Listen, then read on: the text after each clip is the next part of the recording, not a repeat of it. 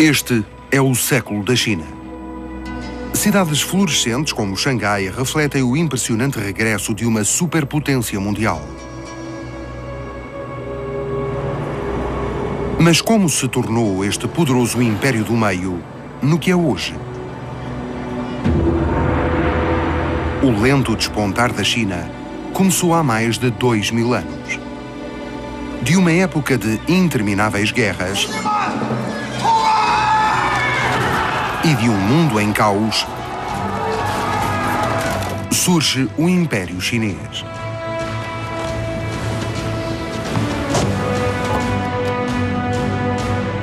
O dragão divino é o símbolo do imperador, que reina sobre tudo o que há sob o céu. O Império do Meio é o centro da Terra e o umbigo da civilização. Num ponto de viragem da sua história, a China abre-se para o mundo e encerra-se depois por detrás de intransponíveis muralhas. Mas os novos tempos também não se detêm perante a China. O Império do Meio irá passar pela sua mais árdua prova.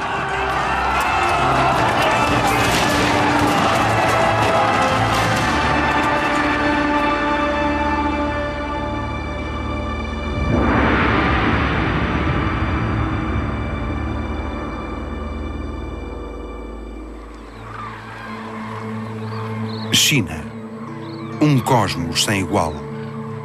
Um país de medidas violentas e uma das mais antigas culturas da humanidade. 221 a.C.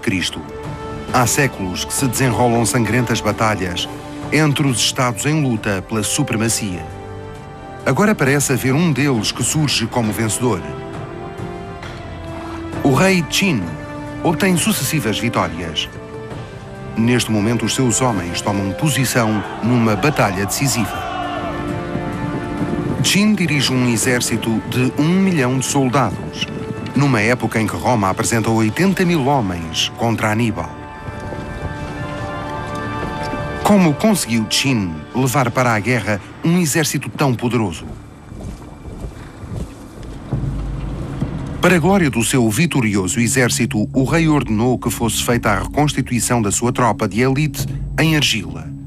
Mais de 7.000 guerreiros representam o forte exército de então.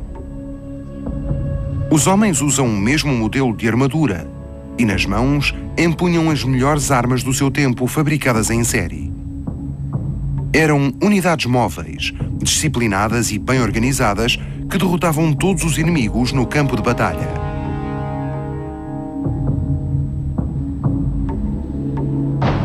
Os rostos destes soldados refletem firmeza, armamento, organização e tática. Tudo na máquina militar de Qin se conjuga para o mesmo fim: a conquista. As cidades não são cercadas, são dizimadas. É como se um cão acusasse uma lebre aleijada. Assim nos descreve uma testemunha ocular a fúria do exército de Qin.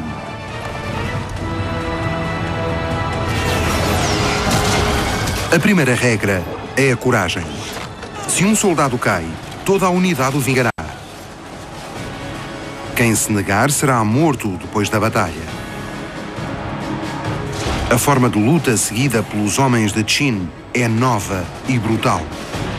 Em 221 a.C. é conquistada a capital do derradeiro inimigo. O rei Qin torna-se o único vencedor.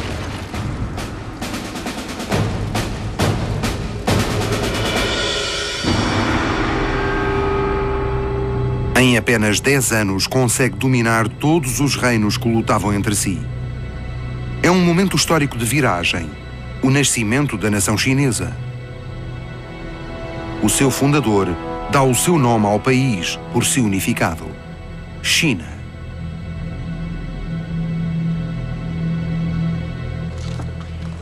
A partir de agora, Qin intitula-se Primeiro Grande Imperador. É o início do culto pelo poder absoluto do imperador. Apenas os seus soldados podem ainda usar armas. O novo império irá perdurar através de 10.000 gerações. Mas o imperador sabe que as vitórias não bastam para manter a unidade do império. Num enorme esforço, ele impõe profundas reformas em todo o Estado.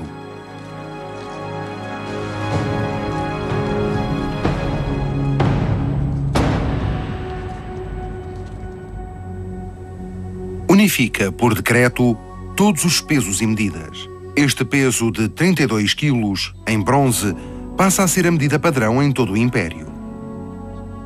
Tal como este alqueire para os cereais.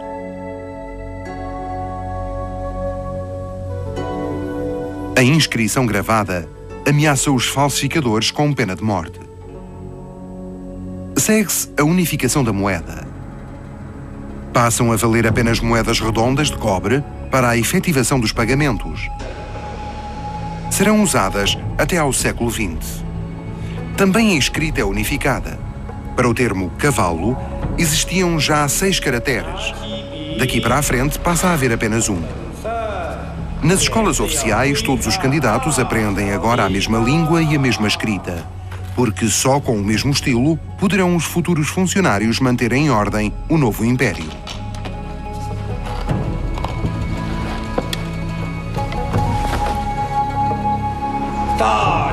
Ao longo de todas as mudanças trazidas pelo tempo, a língua permanecerá o elo unificador da nação chinesa.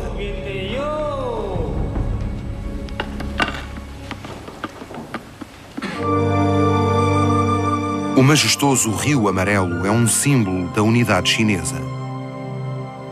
As suas férteis margens são o berço da civilização chinesa. As suas águas, uma artéria que liga o gigantesco país. No entanto, o rio também transporta as preocupações da China. Cheias catastróficas inundam as casas dos habitantes das suas margens. E do outro lado da corrente mora um temível inimigo. Desde sempre, cavaleiros nómadas têm ameaçado as fronteiras do norte da China.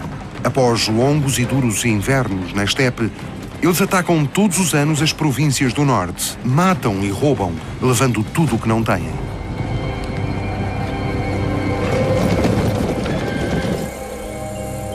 Contra estes invasores, o primeiro imperador manda erguer uma enorme muralha de defesa. Feita de barro calcado, esta muralha é uma imponente manifestação do poder imperial.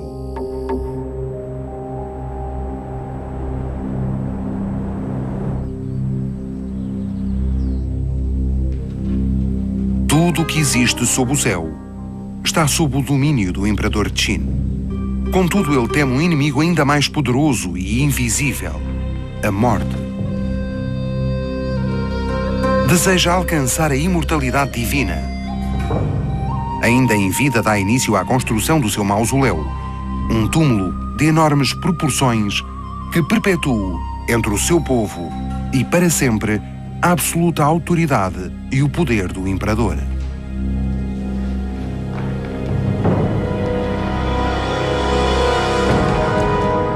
O reino dos mortos do imperador deverá ser maior do que tudo o que até aí fora criado pelo homem. O preço por este tão ambicioso plano será pago pelos súbditos de Qin. Inicia-se um trabalho de escravatura. Qualquer crime, por menor que seja, é castigado com trabalhos forçados. Os funcionários levam a cabo uma situação de terror nacional com a fria lógica do poder. Quando se governa com castigos, o povo fica com medo. E como fica com medo, não comete crimes. O poder do imperador é absoluto. 700.000 trabalhadores decoram um local de derradeiro descanso de Qin. A gigantesca pirâmide no centro do monumento foi erguida pela mão humana. A área total abarca 2,5 km² e os arqueólogos calculam que haja ainda mais de 160 galerias sob o solo. Ninguém sabe que tesouros aí se encontram. A 500 metros de distância do túmulo estão as valas do exército de terracota. Os soldados de barro vigiam o local de repouso do primeiro imperador. Foi uma comoção em todo o mundo quando camponeses, no ano de 1974, trouxeram à luz do dia os restos dos soldados de barro. Haviam estado escondidos na terra por mais de 2000 anos.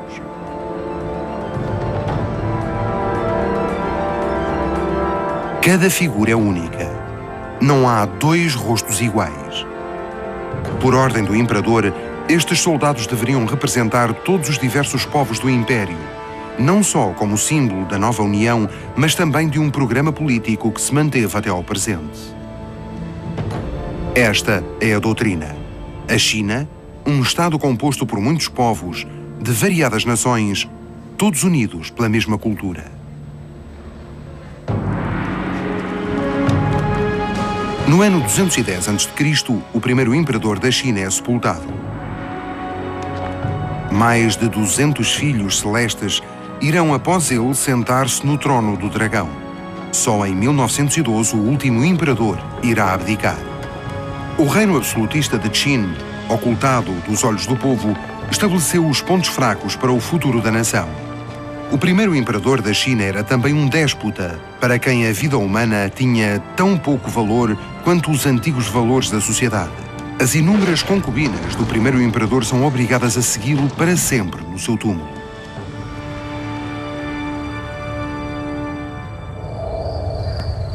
A China unificada dá origem a uma potência mundial. Uma potência que, a partir daqui, irá reivindicar um papel de líder. A ideia da unidade da nação chinesa é o fio condutor de toda a política futura do Império do Meio. Mas com essa unificação surge uma nova fronteira entre o mundo exterior, o mundo bárbaro, e o seu interior, a cultura chinesa. A China unificada torna-se um país pioneiro da civilização, com cidades de 500 000 de habitantes. As metrópoles chinesas são planeadas no estirador. Um mundo organizado onde o artesanato e o comércio, a arte e a cultura florescem.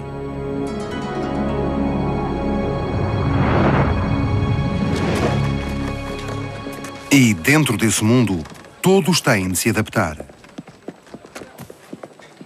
Os pilares que sustentam o reino são os funcionários públicos. São instruídos segundo os ensinamentos de Confúcio, onde tradição e ritual são os pontos-chave.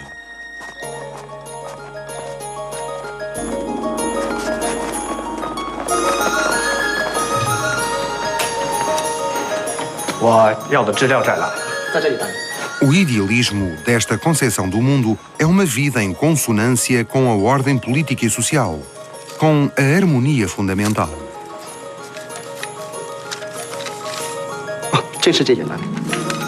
Esta defende o império do risco de um caos social.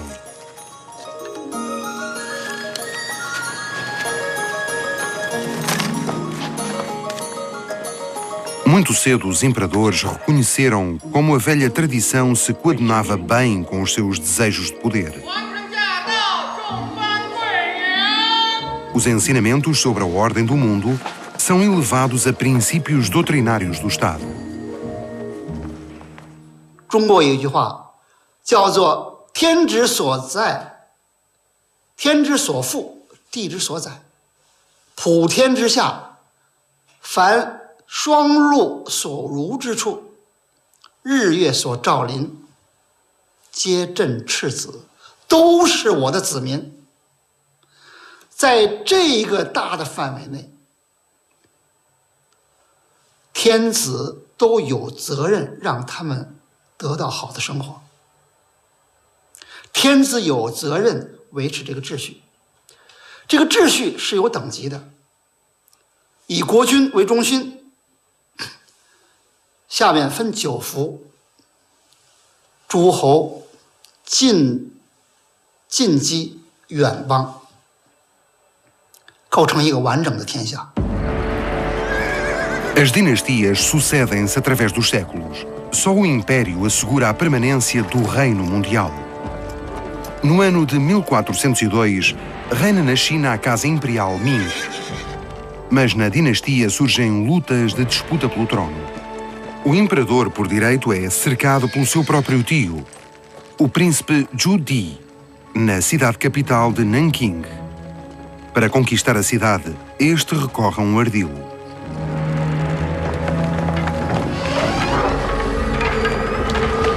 Através de uma traição, a capital cai-lhe nas mãos e nas do seu exército.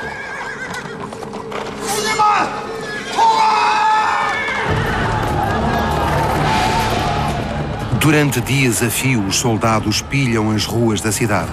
É a recompensa prometida por Zhu Di aos seus homens.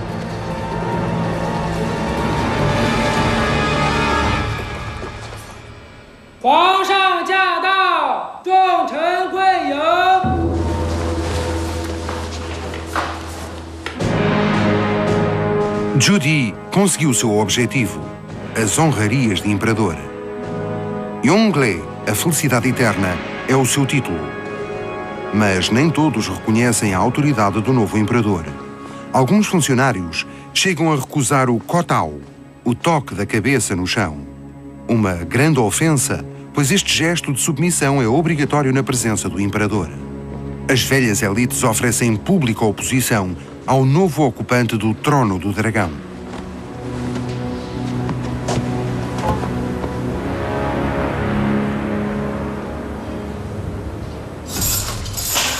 O novo imperador ordena uma profunda ação de limpeza. O número de vítimas chega às dezenas de milhares.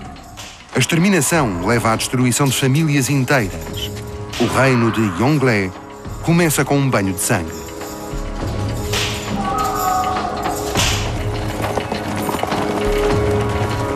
Também na política externa, o novo imperador deixa as suas marcas. Muda a capital para Pequim, a fim de fortalecer o norte da China contra a ameaça dos mongóis.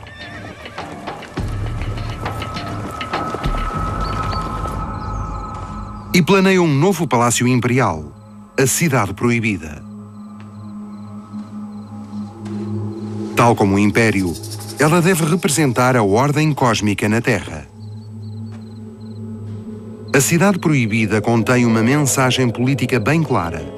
Com este imponente projeto, Yongle pretende afastar para sempre qualquer dúvida sobre o seu direito a governar o Império.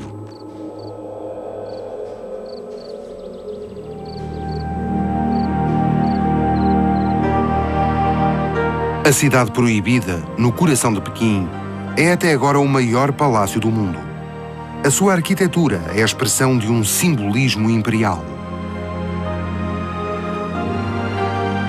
A cidade divide-se entre a ala exterior do governo e a ala interior dos aposentos do imperador, o centro do mundo.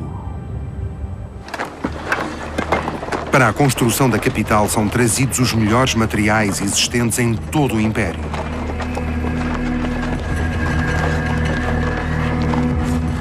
E os melhores operários e artífices vêm ajudar a erguer o novo palácio como uma missão.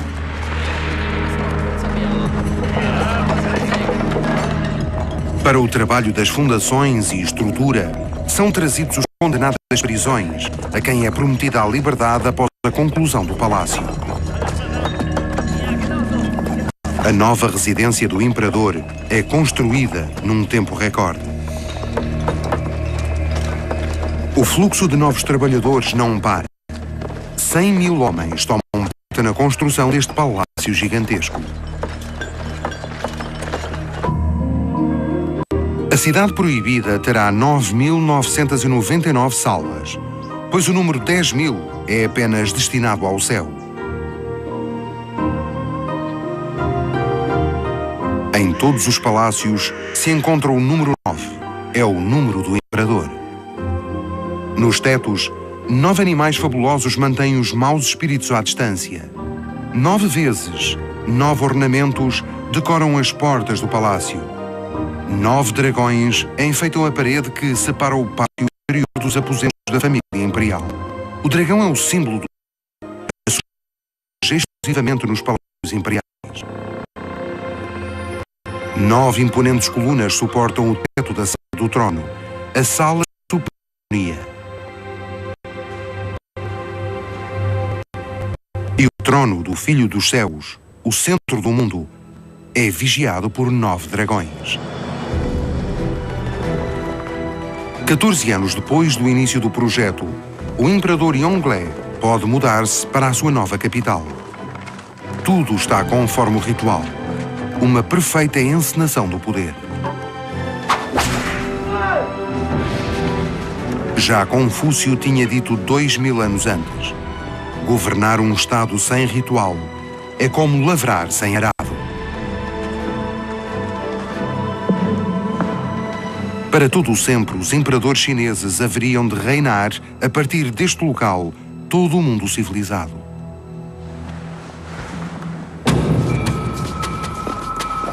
Apenas uma vez por ano, Yongle, o senhor do império, abdicaria do seu direito no altar dos céus. Nele faz as suas preces por boas colheitas, por ausência de inundações, tempestades e outras catástrofes naturais. Só assim ele poderá mostrar ao povo que detém um mandato dos céus. E só assim consegue algo que irá mudar o curso da história.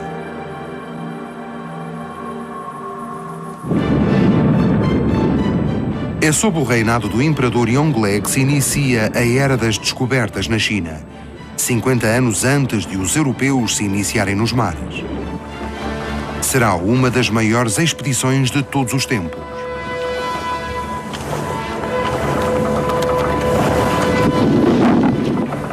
O navio almirante da frota tem mais de 120 metros de comprimento e 9 mastros. Um colosso dos mares, 3 vezes maior do que o Santa Maria, com o qual Colombo irá descobrir a América. Só a superioridade da cultura chinesa irá abrir as portas para o mundo. As travessias marítimas são uma demonstração de poder do imperador sobre a água. A China domina os mares. Em centenas de navios viajam quase 30 mil homens. Na sua viagem para a Índia, Vasco da Gama foi acompanhado por apenas 160 marinheiros.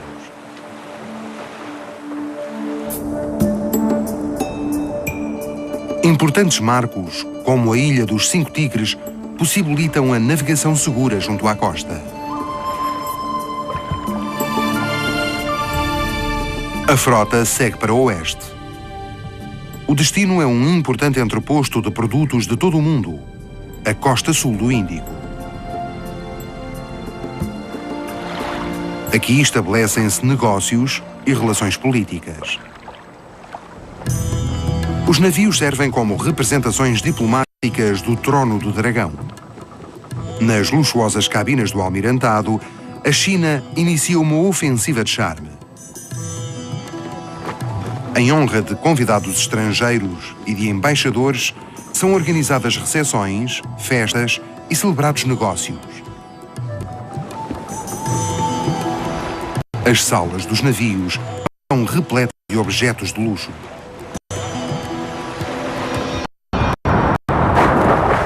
Nos destinos de um naufrágio ocorrido no tempo do comércio chinês com terras distantes, arqueólogos subaquáticos encontraram os produtos de exportação mais valiosos do Império do Meio, o ouro branco da China. O frágil material estava incluído entre os mais preciosos bens comerciais do mundo. Para a admissão nas relações económicas globais, a porcelana era indispensável.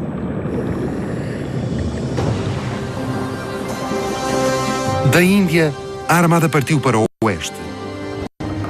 De 2 anos, e tripulação estiveram em viagem. Todo o mundo está, neste momento, aberto àquela frota bem preparada. É uma cidade flutuante que oferece aos seus habitantes tudo o que eles precisam.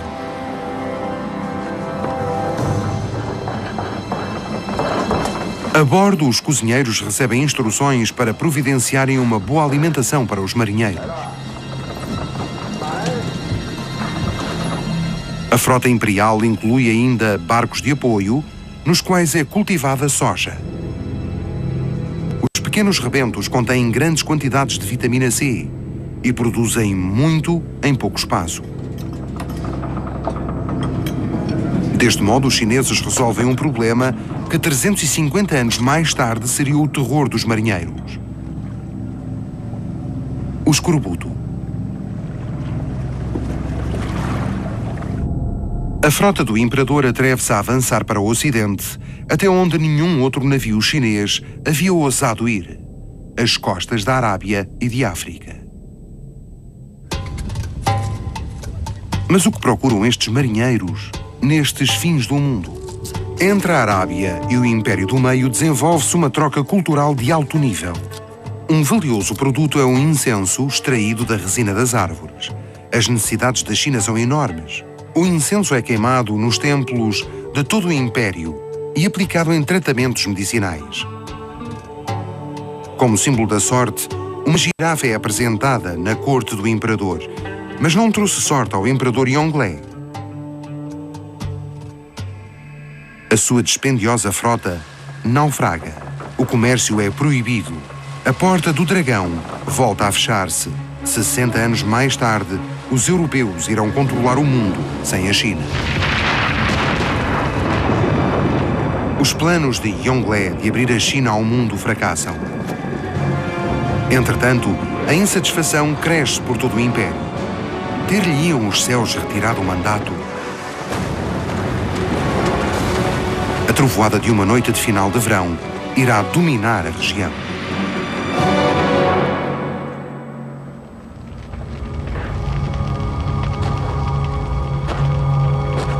A sala da suprema harmonia fica em chamas.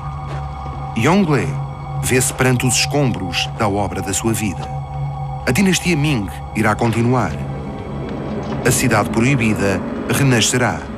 Mas o incêndio é uma premonição do sombrio futuro do Império. 1548, na Cidade Proibida.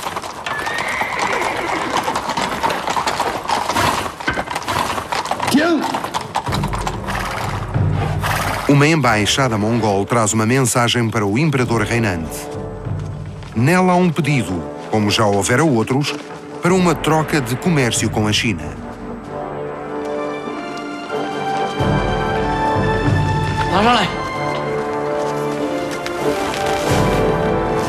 Para aqueles povos nómadas das estepes, as riquezas da civilização chinesa são como um imã.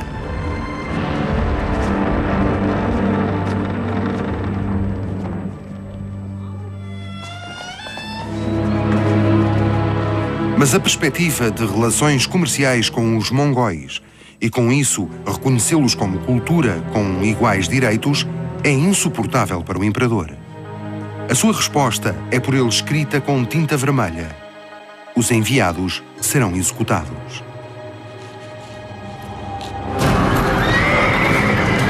Os nómadas das estepes tomam à força aquilo que o imperador lhes negou. Os camponeses são os mártires que nas províncias do norte ficam à mercê dos bárbaros. O imperador tem de tomar uma atitude. 既不能够阻断他，又不能让他进来，所以在当时呢，就有一种相对考虑到具体情况的这一个意见，就能够被双方所接受，也被皇帝所接受，就采取一种根据实际情况来进行安排。这种情况也是属于有点无奈的一种权宜之计。Compromisso que irá ter graves consequências na evolução da China.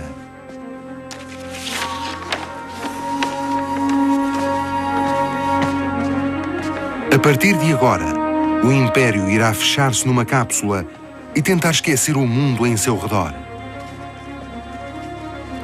奉天承运，皇帝诏曰：大将军翁万达听旨。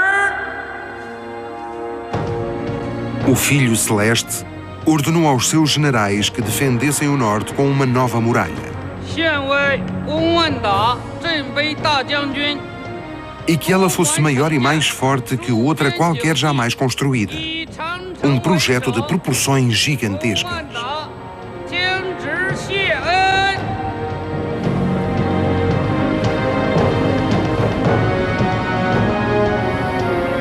O clima agreste abriu ao longo dos séculos brechas na muralha de defesa, aqui feita de argila prensada. A muralha percorre o noroeste da China, ao longo de 2.500 quilómetros. Uma muralha também forte, de pedra, é construída pelo imperador Ming. A Grande Muralha. Centenas de mestres de obra, milhares de entalhadores de pedra e dezenas de milhares de pedreiros põem de pé o dragão de pedra.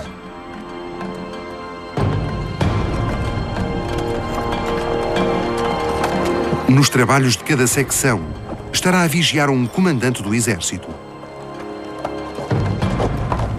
A fim de se tirar partido da força da natureza, serão seguidos nesta obra os conselhos de mestres em Feng Shui. Os trabalhadores não serão mais do que esferas de um ábaco. Se um homem construir num mês 5 metros de muro, 300 homens conseguirão 1,5 km. O que significa que com 100.000 homens construiremos 1.000 km de muralha num mês.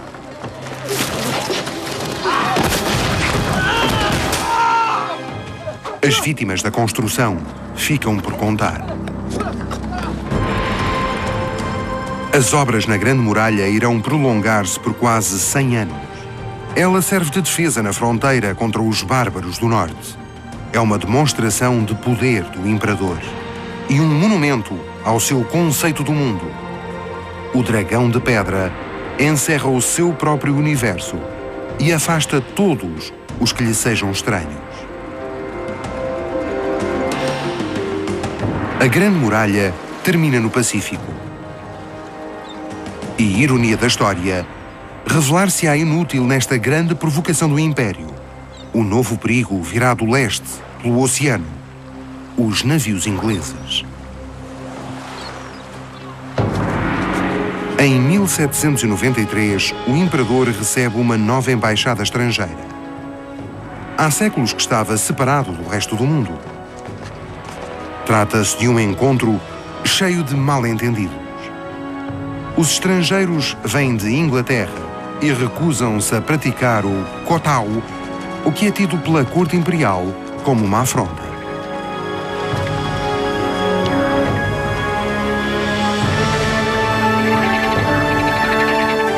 Claro que o imperador recusa o desejo dos ingleses de encetarem relações comerciais. Ele considera os enviados do rei inglês como bárbaros que vêm prestar tributo.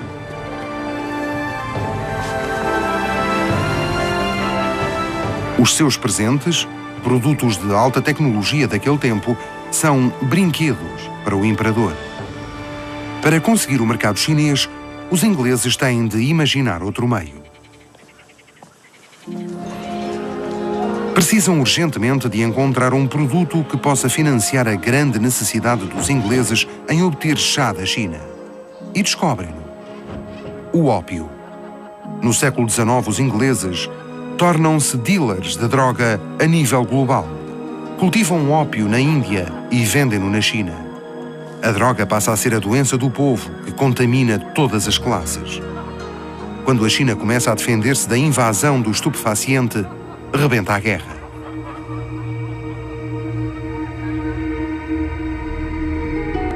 Em 1840, a China entra na Primeira Guerra do Ópio. A Inglaterra e os seus aliados irrompem no mercado chinês através dos seus portos comerciais. Uma humilhação para o Império do Meio. Para muitos chineses, esta abertura violenta do país constitui um choque. Separados do mundo, o imperador e o seu povo haviam acreditado na supremacia da civilização chinesa durante demasiado tempo. Em 1860, uma delegação de britânicos e franceses é capturada e levada em triunfo para Pequim. De novo, a China revolta-se contra as indesejáveis visitas. E de novo, a China irá sofrer uma derrota. Na Segunda Guerra do Ópio, o Palácio de Verão em Pequim é reduzido a escombros e cinzas. A China é forçada através de injustos acordos a abrir mais portos. As derrotas conduzem a doloroso despertar. Die Demütigung, die China anhand der westlichen imperialistischen Mächte erfahren hatte, der Sturz vom Reich der Mitte auf den Status einer Halbkolonie sind traumatische Schlüsselerfahrungen für China, die also die Politik, vor allem auch die Außenpolitik Chinas bis in die heutige Zeit geprägt haben und die also für das Verständnis chinesischer Politik auch in der jetzigen Zeit sehr wichtig sind. A China surge no limiar do século XX, ainda com a sua estrutura medieval. Em tom crescente, agudizam-se os seus problemas económicos e sociais. Por todo o país reina a miséria, a fome e a opressão. Mas a reprimida fúria dos milhões de famintos e desprotegidos não se vira contra a dinastia reinante, mas sim contra os diabos estrangeiros.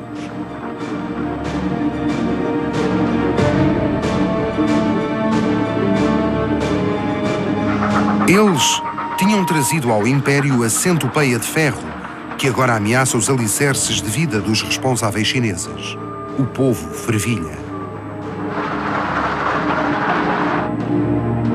Ela irá desempenhar o papel principal no grande último ato do imperador chinês, a rainha regente Cixi. Em jovem, Cixi foi escolhida para ser concubina do imperador. Com encanto e espírito calculista, conseguiu obter os favores deste.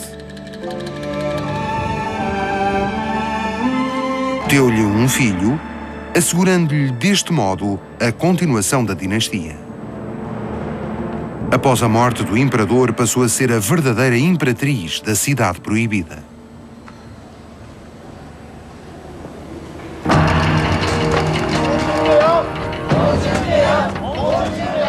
No ano de 1900, surgem por todo o exausto império estranhos cenários. Membros da seita Pulso pelo Direito e pela União levam a cabo os seus rituais. Os Boxer, como são chamados no Ocidente, lutam contra a conversão e modernização da China. O seu ódio dirige-se contra o diabo estrangeiro.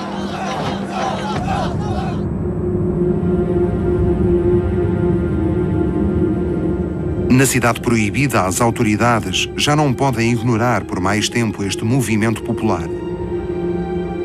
Desenvolve-se a luta entre o impotente jovem imperador e a verdadeira imperatriz Cixi, sentada no seu trono por detrás da cortina de seda.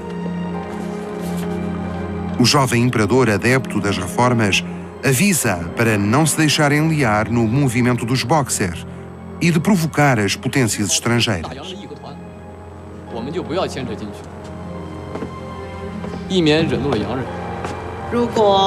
Mas Cixi opõe-se-lhe. Ela espera libertar a China da opressão dos injustos acordos com a ajuda dos Boxer. Com o cerco ao bairro dos embaixadores, ela pretende obrigar as potências ocidentais a ceder. Uma simbólica tomada de reféns.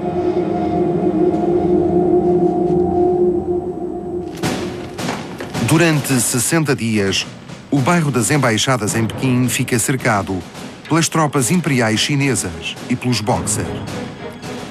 Os estrangeiros poderiam ter resolvido o conflito, afirmou o governo imperial. O ódio e a raiva do povo exigem uma satisfação. Mas o fanatismo irado dos Boxer não consegue compensar a sua fraqueza militar. Os europeus defendem-se com êxito de todos os ataques. Os cálculos da imperatriz modificam-se em poucos dias. Os Boxers passam a ser apenas vagabundos que originam uma situação caótica.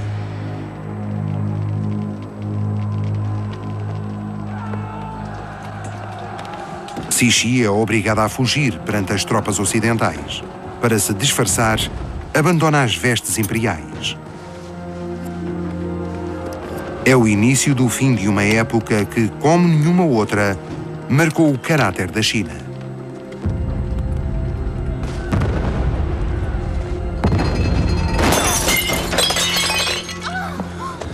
Segundo as crónicas da corte, uma bala perdida quebra a janela do seu palácio. É um presságio sombrio da derrocada iminente.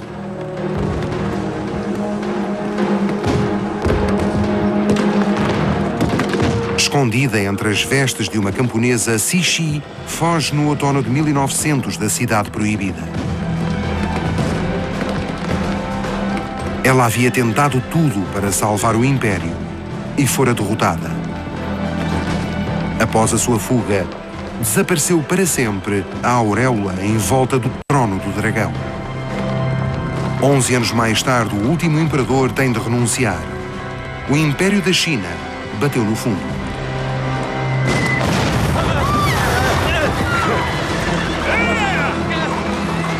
É o fim de uma história que começara 2000 anos antes com o imperador Qin.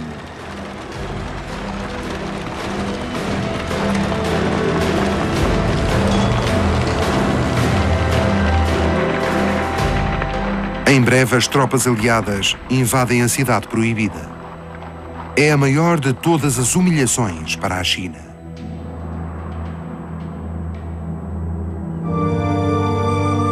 Mas a ideia de uma União Chinesa irá sobreviver à derrocada do Império. Depois da forçada abertura ao mundo, começa o árduo caminho da modernização. Das ruínas do Império, ergue-se uma nova China.